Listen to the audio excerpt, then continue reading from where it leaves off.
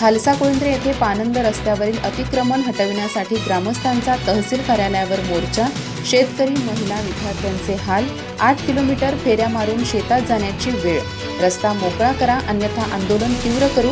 प्रशासनाला थेट इशारा. चंदगड तालुक्यातील खालसा कोळिंद्रे येथे पानंद रस्त्यावरील अतिक्रमण हटवून ते तात्काळ वाहतुकीसाठी खुले करावेत या मागणीसाठी ग्रामस्थांनी चंदगड तहसील कार्यालयावर आक्रमक मोर्चा काढला. वर्षानुवर्षे प्रलंबित असलेल्या या गंभीर प्रश्नामुळे शेतकरी, महिला, वृद्ध आणि विद्यार्थ्यांचे प्रचंड हाल होत असून आता रस्ता मोकळा करा अन्यथा आंदोलन तीव्र करू असा थेट इशारा ग्रामस्थांनी प्रशासनाला दिला आहे.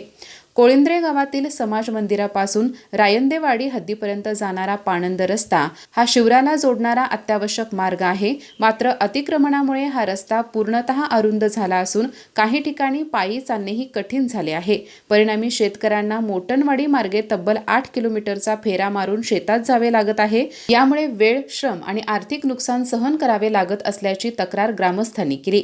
याच मार्गावर दलित समाजाची सार्वजनिक विहीर असून तेथे जाणारा रस्ताही अतिक्रमणाच्या विळाख्यात सापडला आहे. त्यामुळे पाणी भरण्यासाठी जाणाऱ्या महिलांना मोठ्या अडचणींचा सामना करावा लागत आहे.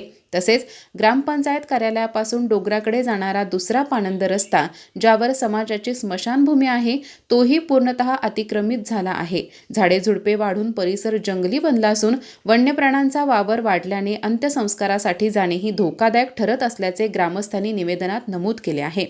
मोर्चादरम्यान तहसीलदार राजेश चव्हाण यांना सविस्तर निवेदन देण्यात आले. आमदार शिवाजीराव पाटील यांनीही ग्रामस्थांची बाजू ऐकून घेत तातडीने सकारात्मक कारवाई करण्याचे आश्वासन दिले. ही केवळ रस्त्याची नव्हे तर आमच्या जगण्याची, सुरक्षिततेची आणि हक्काची लढाई असल्याची ठाम भूमिका ग्रामस्थांनी मांडली.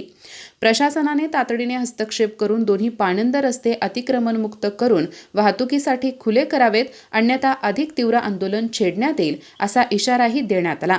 या मोर्चात संदीप कांबळे, परशुराम कांबळे, भिकाजी पाटील, प्रल्हाद महादेव गावडे, नामदेव गावडे, भीमराव पाटील, भुजंग गावडे, सचिन देसाई, सरपंच सोनाली कुंभार, ग्रामसेवक शंकर कुराडे, रेश्मा गावडे, पुष्पम पाटील, अन्नपूर्णा देसाई यांच्यासह मोठ्या संख्येने ग्रामस्थ सहभागी झाले होते.